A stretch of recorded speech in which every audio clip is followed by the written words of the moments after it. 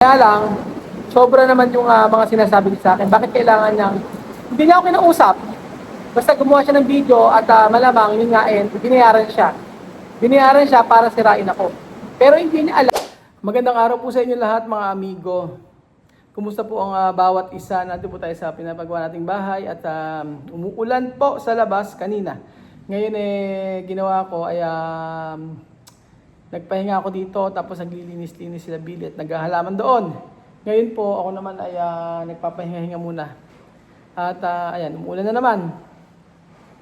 So umaga napakainit tapos tanghali ganun din pero sa gabi umuulan, no? Iba yung panahon. So ngayong araw po mga amigo ay meron na naman pong pasabog si Joanna tungkol po sa atin. Ayan. Meron naman siyang pasabog na video na isinin lang sa akin ito. So, eto po mga amigo, pakinggan niyo po yung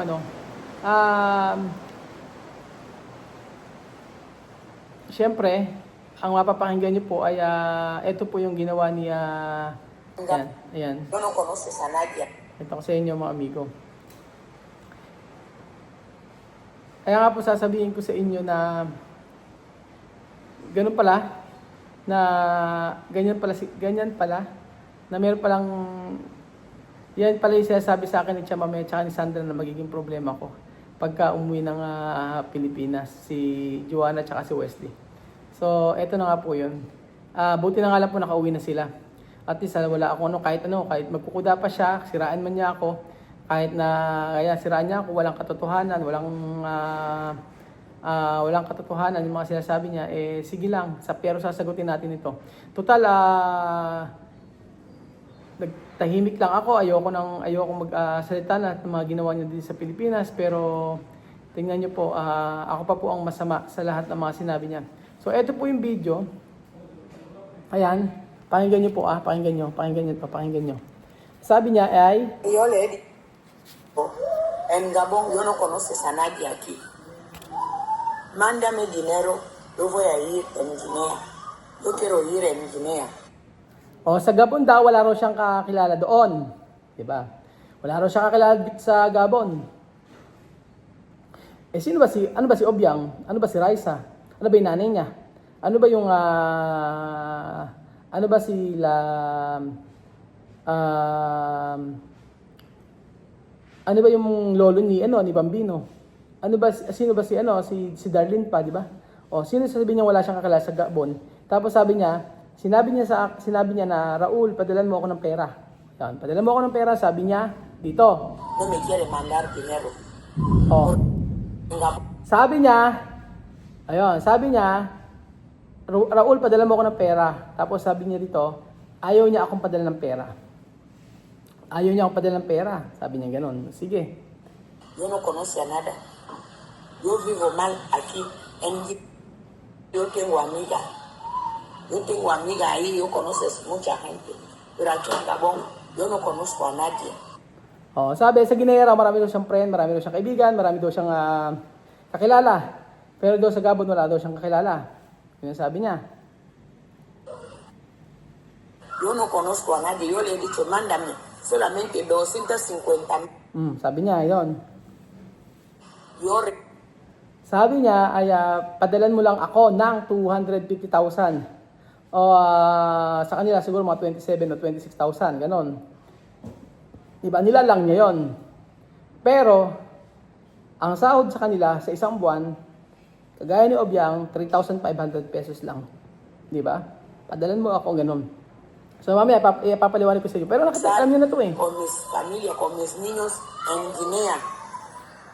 Mira, aquí no estoy bien, aquí estoy mal, yo sufro por culpa de Raúl, de gastar mi vida, promesas falsas, no me ha hecho nada, me va a construir casa, me va a llevar al hospital, me va a dar sí, me va a dar así, nada, hasta ir a morir, no respetar esto. Ayun. So, ang sabi niya dito, mga amigo ay, padalan mo ako ng pera, 250,000. Sabi niya ganon. Tapos, babalik siya ng Guinea kasi wala nga raw siyang kakilala sa may Gabon. Tapos, ang sabi pa niya ay, ito. Me va a dar así nada. Ayun, nada. Wala daw akong ibinigay sa kanya. Sa ilan morir, no respetar. Hanggang sa mamatay daw si Ilan. Okay, wala daw akong binigay. Okay, ganito po yan. Sige. Wala raw akong binigay sa kanya, pero isesend ko, papakita ko sa inyo mga amigo. Ayan. Ayan. Ayan mga amigo. Una, ito. Yung huli ha, nagpadala po ako ng nung 26, nagpadala ako ng ayan, 70,000 sepas. Okay, 70,000 sepas. Tapos, ang halaga nun ay 70,000 sepas. Tapos, eto. Nakumpleto, una, 180,000 eh. Ayan. 180,000 ang pinadala ko. Ayan. 180,000 tsaka 70. 250,000. So, kumpleto na po yung pamasahin niya papuntang Guinea. O, so, bakit sasabihin niya na wala akong pinadala sa kanyang pera? Okay, ito pa yan. Every week, nagpapadala ako sa kanyang pera. Ayan. Ito. Nagpadala ako ng 5,000, halos 5,000 pesos. Ayan. Sa kanya nung 16. Nung May 16. Ayan. Tapos, ito pa.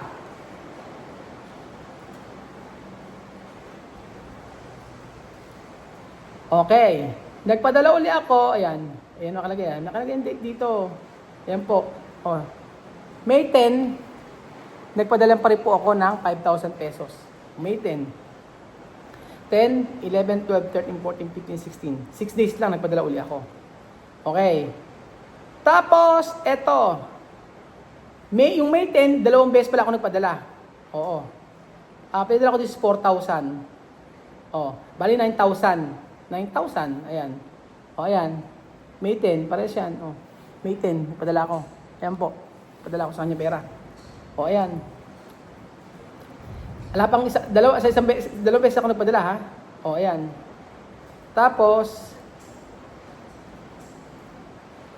ayan. Tapos, nagpadala ako kay Wesley. Kay Wesley, nagpadala din ako ng pera.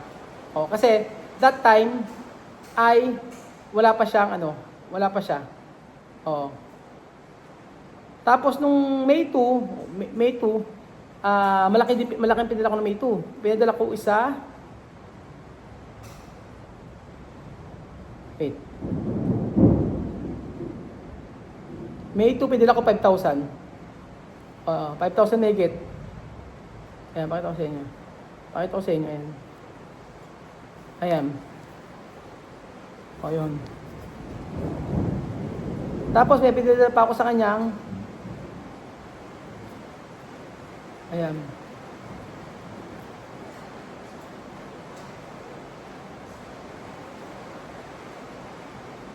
Ang dami ko na banda sa kanya. Oh. Sa isang buwan. Ayan pa, ang dami ko na banda sa kanya. Oh, ayan pa. Oh. Oh, napadalo ako sa kanya ganito. So, sinasabi niya doon na hindi rin ako nagpadala sa kanya. At yung mga promise ko daw ay hindi nalipad.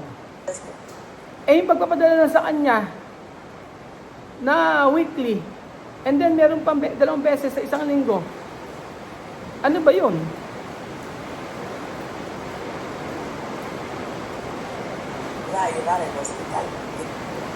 Tapos lagi siya sabi, hindi rin siya dinala sa ospital. Hindi rin dinala sa ospital. Ulit-ulit yung issue niya na yun. Sa lahat ng mga videos na ginawa niya, puro yun ang issue niya. Puro yun ang pinagsasabi niya. Diba? Ayan. So,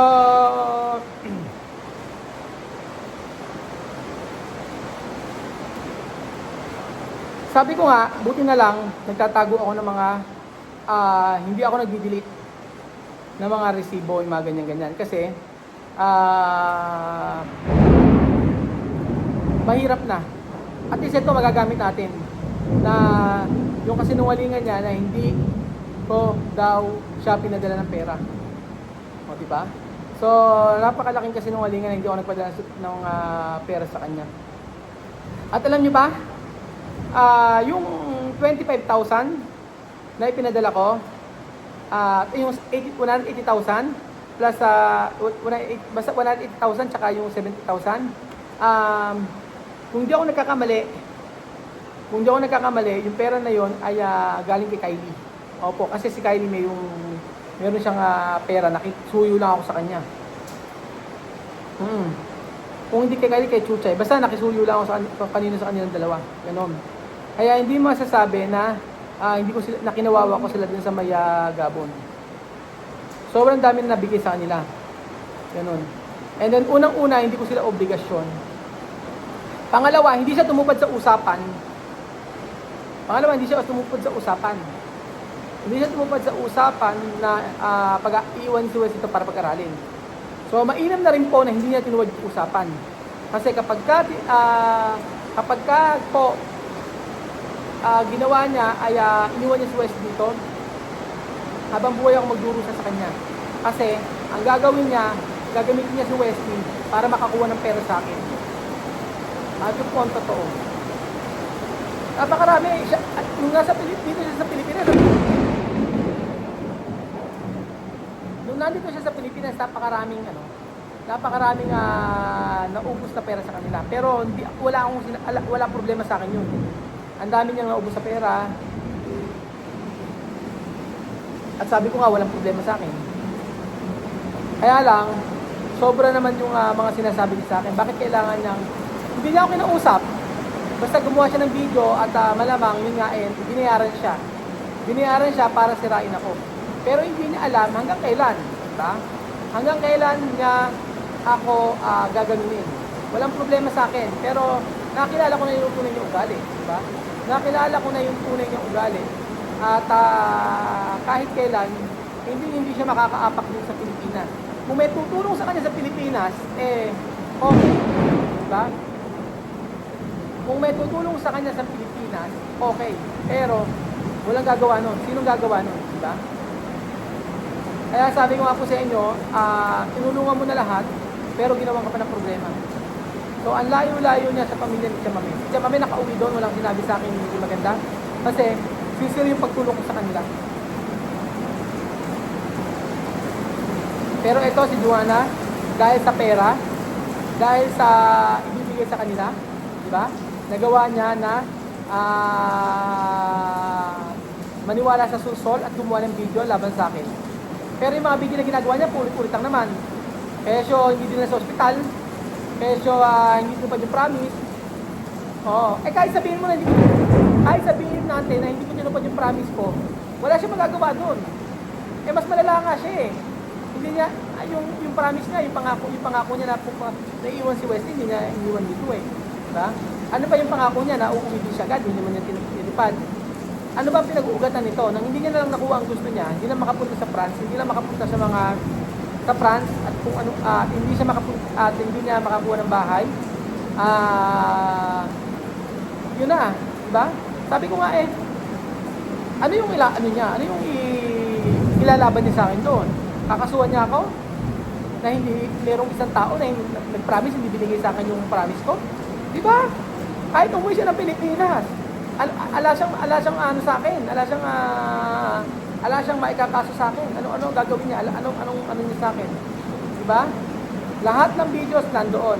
Lahat ng videos na natin, nakikita nyo, pag uwi niya sa Pilipinas, at yung buhay na masarap din sa Pilipinas, naranasan niya.